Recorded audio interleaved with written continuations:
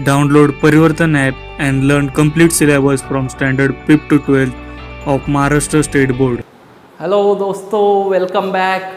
अभी हम तीसरे लेक्चर में दोस्तों इलेक्ट्रोस्टैटिक्स फोर्स और ग्रेविटेशनल फोर्स इनके बीच कुछ कंपेयर करेंगे। उसके बाद हम कूलम्स लॉ के कुछ लिमिटेशंस है, मींस कूलम्स लॉ हर जगह पे अप्लाई नहीं कर सकते, तो उसे भी हम देख लेंगे कि क्या क्या बाकियाँ रह गई है। और उसके बाद हम देखेंगे प्रिंसिपल ऑफ सुपरपोजिशन, जो एक इम्पॉर्टेंट पार्ट है, और कुछ न्यूमेरिकल्स भी सॉल्व करेंगे। तो दोस्तों ग्रेविटेशनल फोर्स जो हमें न्यूटन बाबा ने बताया उसको देखते हैं, और ग्रेविटेशनल फोर्स, और देखते हैं इलेक्ट्रोस्टैटिक्स फोर्स जो हमें कूलम बाबा ने बताया। तो दोस्तों ग्रेविटेशनल फोर्स में जो फॉर्मूला है वो रिकॉल करते हैं, F m1 m2 r² g constant. Okay, यहाँ F equals to k q1 q2 upon r²। तो यहाँ देखो ऑब्जर्वेशन से एक चीज़ पता चलेगी, F is inversely proportional to r² है, यहाँ भी F is inversely proportional to r² है। समझ में आया दोस्तों? दूसरा जो टॉपिक है वो ये जो दो ऑब्जेक्ट है इनके बीच का जो ग्रेविटेशनल फोर्स होता है, ये centre to centre line joining में जो फोर्स होता है ये along centre to centre line होता है। यहाँ भी हमने देख लिया, ये भी सेंटर टू सेंटर ही जो होता है एग्जिस्ट करता है। समझ में आया? ये दो सिमिलैरिटी है। थर्ड वन देखेंगे, थर्ड वन इम्पॉर्टेंट है, वो डिफरेंस है। तो डिफरेंस क्या है दोस्तों? Force of means gravitational force के अंदर और इलेक्ट्रोस्टैटिक्स फोर्स के अंदर। तो दोस्तों इलेक्ट्रोस्टैटिक्स फोर्स जो होता है ना, ये अभी हमने देखा, ये अट्रैक्टिव भी होता है और रिपल्सिव भी होता है। क्या होता है? ये अट्रैक्टिव भी होता है। दो अलग अलग चार्जेस है तो ये अट्रैक्टिव हो जाएगा, दो सेम है तो ये क्या हो जाएगा? रिपल्सिव। पर दोस्तों जो ग्रेविटेशनल फोर्स होता है ये सिर्फ अपनी ओर खींचता है, ये फेंकता नहीं है, तो ये आ जाएगा अट्रैक्टिव। मीन्स ग्रेविटेशनल फोर्स सिर्फ अट्रैक्टिव होता है, और ये अट्रैक्टिव के साथ साथ रिपल्सिव भी होता है। और जो इलेक्ट्रोस्टैटिक्स फोर्स है दोस्तों, ये बहुत ज़्यादा स्ट्रांग होता है as compare to gravitational force. बस चार चीज़ें ध्यान रख लो। अभी ये हम कहेंगे stronger than gravitational force and weaker then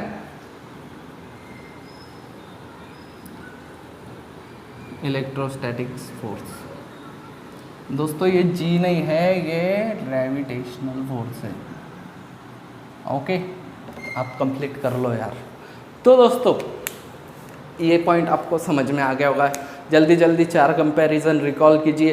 पहली है दोनों इन्वर्सली प्रोपोर्शनल टू r² है। ओके, दूसरी जो सिमिलैरिटी है दोस्तों वो है दोनों जो है वो सेंटर ऑफ लाइन जॉइनिंग, जो लाइन जॉइनिंग सेंटर है उसमें ही अप्लाई होते हैं। तीसरी जो है, तीसरा जो डिफरेंस है दोस्तों, ग्रेविटेशनल फोर्स सिर्फ अट्रैक्टिव होता है, ये अट्रैक्टिव के साथ साथ रिपल्सिव भी होता है। और चौथा जो है ये फोर्स वीक होता है as compare to electrostatics force, और इलेक्ट्रोस्टैटिक्स फोर्स स्ट्रांग होता है as compare to gravitational force.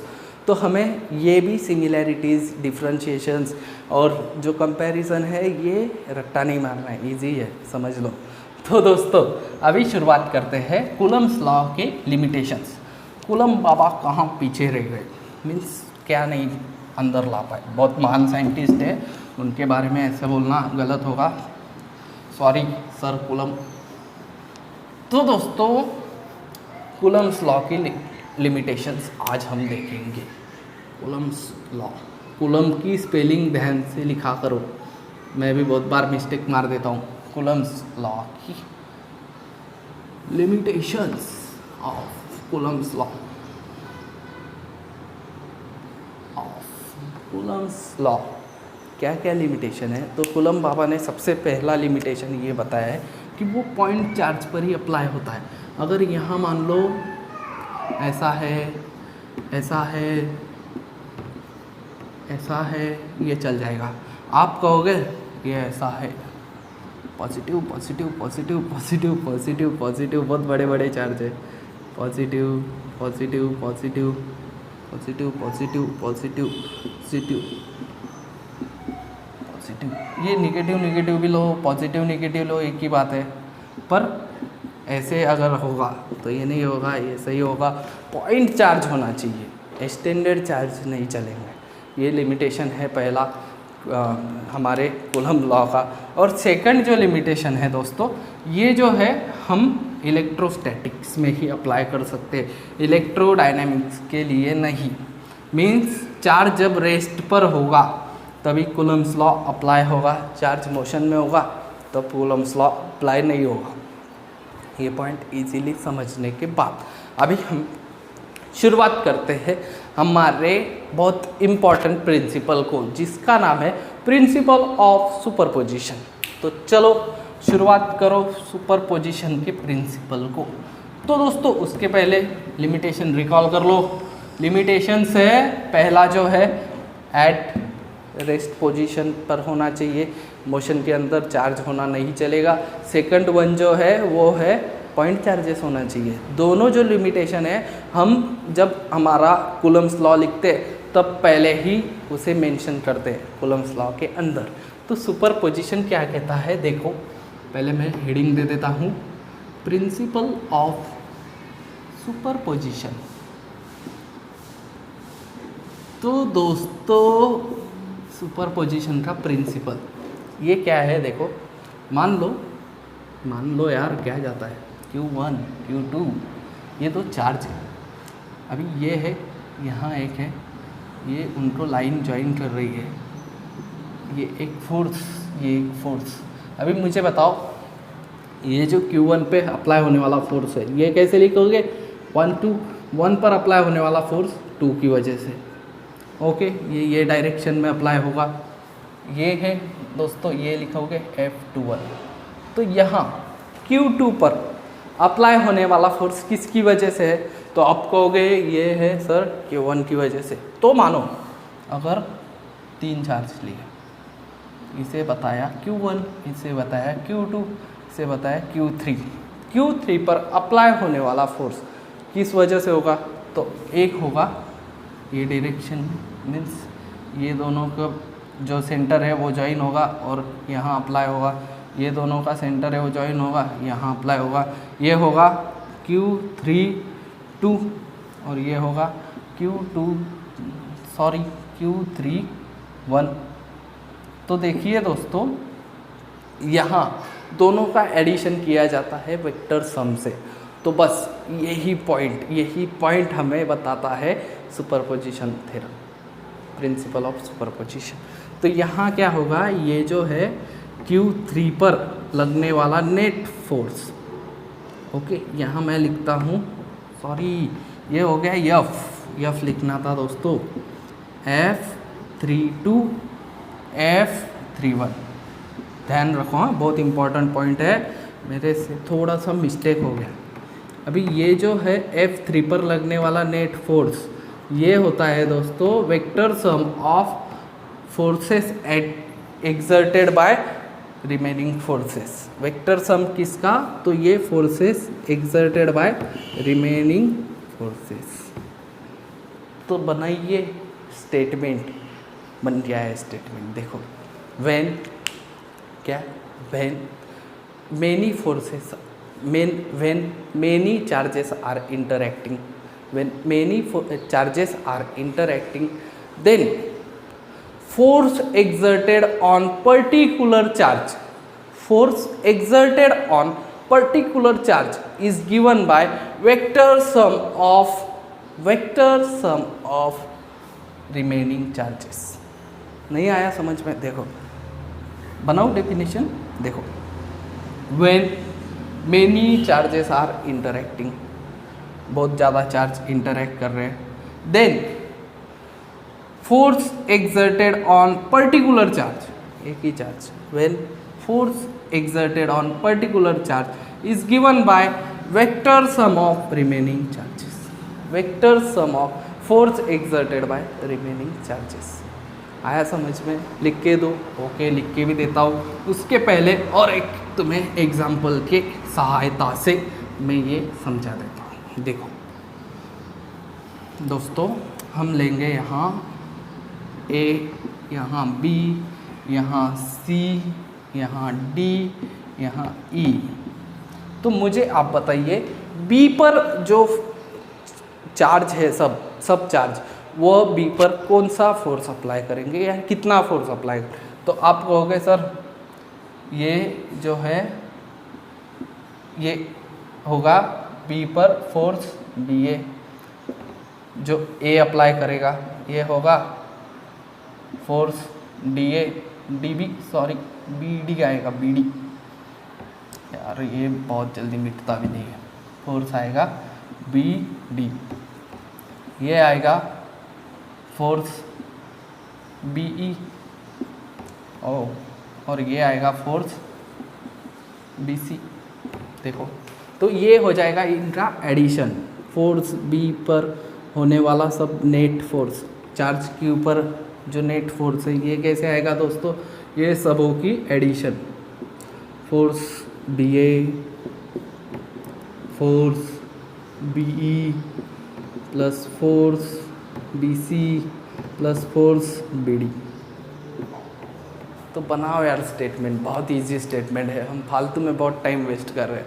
तो देखो क्या आएगा, when many charges are interacting, means बहुत सारे चार्जेस है, when many charges are interacting, then force exerted on particular charge by remaining charges is given by vector sum of force exerted by remaining charges।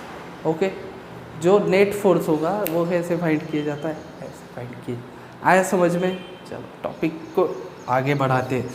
अभी आपको अच्छे से समझ ही गया होगा, इसलिए मैं स्टेटमेंट लिखने की तकलीफ नहीं लेता। तो हम अलग अलग न्यूमेरिकल से ये सब समझ लेने वाले हैं। पहला प्रॉब्लम इजी लेते हैं दोस्तों, आपको समझ में आएगा। तो न्यूमेरिकल्स को हम फाइनली शुरुआत करेंगे। तो मान लो दो चार्जेस है, उनके अंदर का डिस्टेंस अगर 3 गुना बढ़ाया जाए, ट्रिपल किया जाए, तो दोस्तों उनका फोर्स, उनके बीच जो फोर्स होगा उस पर क्या इफेक्ट गिरेगा। तो ऐसे क्वेश्चंस आपको CET में, JEE में, नीट में पूछे जाते हैं। तो तब हमारा जो थ्योरेटिकल नॉलेज होता है वो हमें अप्लाई करना होता है। तो मानो ये एक Q1 है, ये Q2 है, इनके बीच में जो फोर्स है उसे मैं अभी F कहता हूँ, और ये डिस्टेंस है इसे R कहता हूँ। अगर ये दोनों के बीच का डिस्टेंस मैं कर दूँ 3R, तो F डैश क्या होगा? ये आपका क्वेश्चन है। तो ये कैसे फाइंड करोगे दोस्तों? तो आपके पास फॉर्मूला है, F का क्या है दोस्तों? K Q1 Q2 upon R²। Same medium में है, दोनों सेम मीडियम में है। तो ये जो होगा F डैश का फॉर्मूला ऐसे होगा कि Q1 Q2 अपॉन 3R²। देखो दोस्तों, अभी ये वाला पार्ट छोड़ दो, दोनों का सेम होगा। ऐसे कर लेता हूँ अपॉन में, ये गया, ये गया, अभी ये गया, ये गया, ये आ जाएगा ऊपर। तो दोस्तों F अपॉन F डैश क्या होगा बताइए जल्दी? तो आप कहोगे सर ये ऊपर चला जाएगा 9R², और ये बन जाएगा R², ये R², ये R² कैंसल हो जाएगा। तो दोस्तों F डैश क्या बनेगा फिर? तो F बाय F डैश क्या आया? आंसर आया 9। हमें फाइंड करना है F डैश, तो F अपॉन 9 इधर आ जाएगा, F डैश उधर चला जाएगा। तो F डैश क्या होगा? पहला जो फोर्स होगा उसके अपॉन में 9 आ जाएगा। मतलब F नया फोर्स कितना गुना कम होगा? तो वो 9 × 9 में कम होगा। आया समझ में? 9 गुना कम होगा। तो ये ऐसे छोटे छोटे क्वेश्चंस हमें बहुत इंपॉर्टेंट होते हैं, जो हमें समझ भी लेना है, ध्यान भी रखना है। अभी मैं आगे वाले टॉपिक में आपको बताता हूँ। एक प्रॉब्लम बुक से लेते हैं, चलो। यहाँ दिया गया है what is the force between 2 small charge spheres having charge 2 into 10 raised to minus 7 coulomb and 3 into 10 raised to minus 7 coulomb placed 30 centimeter apart in the air. अभी देखो व्हाट इज फोर्स पूछा क्या गया है, मैं क्वेश्चन डिटेल में नहीं लिखता, गिवन पे बता देता हूँ आपको। गिवन डेटा क्या दिया गया है, क्या पूछा गया है, टू फाइंड नीचे लिखते हैं। तो चलो आपको दिया गया है what is force between two small charge spheres having charges 2 into 10 raised to minus 7 coulomb and 3 into 10 raised to minus 7 coulomb। अभी Q1 दिया गया है 2 into 10 raised to minus 7 coulomb और Q2 दिया गया है 3 into 10 raised to minus 7 coulomb और आपको डिस्टेंस भी दिया गया है, R जो है R से हम डिस्टेंस डिनोट करते हैं वो दिया गया है 30 सेंटीमीटर। उसके बाद K जो है ये एयर में दिया गया है, मीन्स वो हमें रिकॉल करने के लिए मैंने आपको बताया था। तो K जो है मीडियम जो है वो एयर मीडियम दिया गया है, तो K क्या आएगा दोस्तों 9 into 10 raised to 9 newton metre square upon coulomb square. तो अभी फाइंड करने के लिए क्या कहा गया, पहला ही वर्ड मैंने पढ़ा वो था फोर्स, दोनों के बीच का फोर्स कितना है वो फाइंड करो। यहाँ डायग्राम बना लेते हैं, ये Q1 ये Q2, दोनों के बीच का distance 30 centimetre means 30 into 10 raised to minus 2 metre. हमें ऐसा यूनिट्स कन्वर्ट कर लेना चाहिए, 30 into 10 raised to minus 2 metre. Okay सब ऐसा यूनिट्स है। ओके फाइंड क्या करना है, फोर्स कितना है, इसकी वैल्यू दी है, इसकी दी हुई है, आया समझ में। तो फॉर्मूला बनाओ, बोलो जल्दी। It is formula, it is F equals to K into Q1 Q2 upon R square. अभी Q1 Q2 K क्या value 9 into 10 raised to 9, Q1 Q2 दोस्तों 2 into 10 raised to minus 7 and 3 into 10 raised to minus 7 upon R square क्या है दोस्तों 30 into 10 raised to minus 2 का square bracket square. Okay अभी ये जो छोटे छोटे टर्म है ये एक तरफ ले लो, 10 के पावर वाले टर्म है इनको पीछे जाने दो, 9 into 2 into 3। अभी देखो 10 raised to 9 minus 7 कुछ फर्क गिरेगा, जब बेस सेम हो तब पावर्स की एडिशन या सब्सट्रैक्शन होती है, तो कर लो एडिशन। और अपॉन अभी ये कितना होगा 30 का 900 into 10 raised to minus 4, 30 का भी स्क्वायर 10 raised to minus 2 का भी स्क्वायर कर लिया। ये कितना होगा दोस्तों 9 into 2 इधर ले लूँ, ओके इधर लेता हूँ, ये मिटा दूँ कोई ज़रूरत नहीं है। देखो समझ लो प्रॉब्लम को, क्या आएगा 9 into 2 18, 18 into 3 54 equals to 54, 10 raised to 9 minus 7 minus 14, 9 minus 14 it is 10 raised to minus 5 and अभी ये 900 है तो 9 into 10 raised to 2, 10 raised to minus 2 ऐसे भी लिख सकता हूँ, minus 4 है सॉरी, यहाँ आएगा देखो 9 1 9 9 6 into 10 raised to minus 5। अभी ये प्लस 2 ये माइनस 2, बचा क्या 10 raised to minus 2, 10 raised to minus 2 ऊपर जाएगा, बचेगा क्या 6 into 10 raised to 5 minus 5, 10 raised to plus 2 हो जाएगा ये 6 into 10 raised to minus 3। This is your force. F का वैल्यू क्या हो गया दोस्तों, ये हो गया 6 into 10 raised to minus 3 Newton. आया समझ में। चलो हमारे अगले प्रॉब्लम की ओर बढ़ते हैं। ये भी मैं जल्द से जल्द पढ़ के आपको बता देता हूँ, ये आपके बुक वाला प्रॉब्लम है शायद, रफ करने में बहुत समय जाता है इसलिए वीडियो एडिट करना पड़ेगा शायद से, आज के दिन रहने देते। तो दोस्तों ये है प्रॉब्लम में पढ़ता हूँ, ध्यान से सुनिएगा। A charge positive Q exerts a force of magnitude minus 0.2 Newton on another charge minus 2Q. If they are separated by 25 centimeter, determine the value of Q। देखो a charge positive Q means एक charge दिया हुआ है जो है positive Q। अभी second charge दिया है -2Q। ये दो चार्ज, उसके बाद मैग्नीट्यूड ऑफ फोर्स दी गई है। इसका वैल्यू मैं इधर लिखता हूँ, इसे Q2 बना देता हूँ यार, -2Q। इसे Q1 बना देता हूँ, Q1 equals to positive Q। Okay, ये वैल्यू हो गई।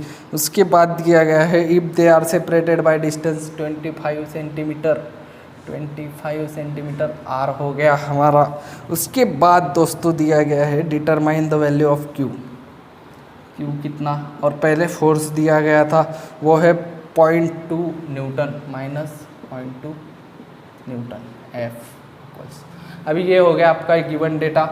आपको फाइंड क्या करना है, to find Q equals to what. अभी आपको एक फॉर्मूला पता ही होगा F का, जो है K Q1 Q2 upon R²। मैं K देख लेता हूँ, ये मीडियम कौन सा दिया गया है। तो दोस्तों charge positive Q exerts a force of magnitude 0.2 Newton on another charge -2Q if they are separated by 25 centimeter. What is the determine the value of Q। इन्होंने हमें मीडियम दिया नहीं है तो हम एयर अज्यूम कर लेते हैं। तो K का जो वैल्यू होगा ये होगा 10⁻⁹ इंटू 10⁻⁹ Q1 Q2 क्या है, Q1 का वैल्यू ये है पॉजिटिव Q, ये है -2Q। R² का वैल्यू 25 सेंटीमीटर, R कितना आएगा 25 इंटू 10⁻²। ओके, 25 इंटू 10⁻² का स्क्वायर बना लेंगे तो देखो 9 इंटू 10⁻⁹। अभी ये कितना होगा, तो ये आप कह सकते हो -2Q स्क्वायर होगा। ओके, और ये आएगा 625 इंटू 10⁻⁴ हो गया। इजीली समझ में आया सभी को। तो अभी देखिए ये कितना होगा, ये होगा 0.2 न्यूटन माइनस। अभी हमें बहुत इम्पॉर्टेंट टॉपिक देखना है, ये माइनस जाएगा, ये माइनस जाएगा। देखिए आया समझ में, तो इसे मिटा देता हूँ, इसे भी मिटा देता हूँ। अभी ये जो है कैलकुलेशन हम कर लेते हैं, चलो फास्ट। ये भी माइनस मिट गया। तो दोस्तों ध्यान से देखो, इम्पोर्टेंट टॉपिक है, इसे हम इधर लिख लेते हैं। R equals to 25 into 10⁻² metre. इसे पूरा ले लेते हैं, प्रॉब्लम शायद से बड़ा हो जाए आगे जाके। तो Q स्क्वायर हमें फाइंड करना है, देखो तो Q फाइंड करना है, सॉरी। तो इसे इधर लेते हैं 2 इंटू 10⁻⁻⁴ जो 0.2 न्यूटन है। आपको और प्रॉब्लम होगा, इजीली लेता हूँ 0.2 न्यूटन। ओके, ये इधर आएगा, ये बन जाएगा 625 इंटू 10⁻⁴। ये वाला टर्म नीचे आ जाएगा, ये हो जाएगा 9 इंटू 10⁻⁹ एंड 2 भी आ जाएगा, बचेगा क्या इधर Q स्क्वायर। आया समझ में, इजी पार्ट है। और दोस्तों देखो अभी यहाँ कैलकुलेशंस कर लो, ये बन जाएगा 0.1 मीन्स 10⁻⁻⁴। तो ये हो जाएगा 625 इंटू 10⁻⁻, कितना हुआ दोस्तों, ये हुआ ये -10⁻⁻⁻1 और 10⁻⁻⁴, 10⁻⁻⁵। अभी ये हो जाएगा 9 इंटू 10⁻⁹। ये ऊपर जाएगा, ये -14 में फिगर मिलेगी कुछ तो ये हो जाएगा 9 1 सा 9, 9 6 सा 54। ओके, 6 सा 54। अभी बच गए 8 और इधर 5, 6.91 समथिंग आएगा। और ये होगा 10⁻⁻14। अभी ये सही है। तो ये हमारा Q स्क्वायर है, और Q की वैल्यू हम फाइंड कर सकते हैं। देखो 9 6 सा 54, 85 9, और ये जो 4 है दोस्तों, तो ये समथिंग कुछ अलग आएगा, 40, 9 4 सा 36, और आगे बढ़ते जाएगा 4 4 4 ऐसे हो जाएगा। तो क्यू स्क्वायर जो है ये बन गया है हमारा 6.94 इंटू 10⁻⁻14 हमें निकालना है क्यू। तो हम ये 6.94 ऐसे ले सकते हैं, इसे 10⁻⁻7 कर सकते हैं। ओके, अभी 6.94 का जो स्क्वायर रूट लेने का ये मैं आपको एक छोटा सा वीडियो बना के आपको बताने वाला हूँ कि अप्रॉक्सीमेट स्क्वायर रूट कैसे लेते हैं, क्योंकि हम सीईटी और नीट और जेईई को ही ध्यान में रख के पढ़ रहे हैं। आप लॉग टेबल जो है उस पर से भी जो प्रॉपर वैल्यू है वो फाइंड कर सकते हैं। लॉग टेबल का यूज़ करने के लिए आपके लिए पोले सर ने एक बड़ा सा वीडियो प्लेलिस्ट बनाया है, आप वहाँ जाके सीख सकते हो। तो इसका जो आंसर आएगा फाइनल ये मुझे आप बता देना। ओके, आज का लेक्चर है आपको बहुत अच्छी तरह से समझा होगा। मैं आपको एक प्रॉब्लम जो है वो और एक ले लेता हूँ, ऐसा मैं सोच रहा हूँ। तो आगे वाला जो प्रॉब्लम है वो ले लेते चलो। और एक प्रॉब्लम, थोड़ा सा वीडियो बड़ा हो गया आज का, पर आपके लिए सब कुछ जायज़ है यार। चलो, पढ़ना है, पढ़ाना है, रफ होने में बहुत ताकत लग रही है यार। अभी शुरू करते हैं हमारा नेक्स्ट प्रॉब्लम, विच इज़, देखो मैं पढ़ता हूँ। The electrostatics force on small sphere of charge 0.4 coulomb. The electrostatics force on a small sphere of charge 0.4 microcoulomb due to another small sphere charge minus 0.8 microcoulomb in air is 0.2 Newton. What is the charge distance between two spheres? Charge दिए हुए हैं आपको Q1 Q2, क्या दिया है पहला 0.4 microcoulomb. अभी micro के वक्त इजीली बना लो, 0.4 इंटू 10⁻⁻6 कूलम। और Q2 दिया है वो है -0.8 माइक्रोकूलम, इट इज़ 0.8 -10⁻⁻6 कूलम। और दोस्तों उनके बीच का फोर्स दिया गया है। फोर्स क्या है वो दिया गया है, उन्होंने दिया है 0.2 न्यूटन, जो हम बना सकते हैं 2 इंटू 10⁻⁻1 न्यूटन। और मीडियम जो दिया है वो दिया है एयर, उसका वैल्यू हमारा रिकॉल हो गया है 9 into 10⁻⁹ newton metre square upon coulomb square. Okay, find क्या करना गया है, टू फाइंड करने के लिए बोला गया है हमें, वो है डिस्टेंस आर कितना होगा। अभी हमारे पास फॉर्मूला है, बोलो जल्दी। तो ये आप कहोगे sir it is F equals to K Q1 Q2 upon are square. अभी हमें आर स्क्वायर फाइंड करना है, आर स्क्वायर ऑलरेडी इधर ले लेते हैं, के Q1 Q2 upon F। Okay, के क्या है 9 इंटू 10⁻⁹। Q1 Q2 क्या है दोस्तों, दे आर 0.4। चलो इन्हें मैं और कन्वर्ट कर लेता हूँ, 4 इंटू 10⁻⁷, ईजी कैलकुलेशन के लिए 8 इंटू 10⁻⁷। क्या किया, एक एक घर इधर ले लिया, डिजिट उधर इधर जाने की वजह से एक पावर माइनस में बढ़ा लिया। आया समझ में। तो 9 इंटू 10⁹, ये बहुत बड़ा लिखना होगा आपको समझने के लिए। 9 इंटू 10⁹। Q1 Q2 क्या है दोस्तों, तो Q1 Q2 जो है हम लिख सकते हैं 4 into 10⁻⁷ into 8 into 10⁻⁷ upon F क्या है, तो F आप कहोगे 2 इंटू 10⁻⁻1 है, और आर स्क्वायर।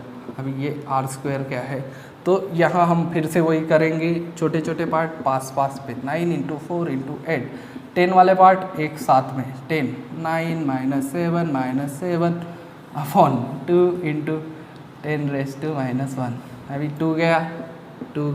ओके, 4 को 2 हो गया, 9 8 ज़ा 72, 72 2 ज़ा 144।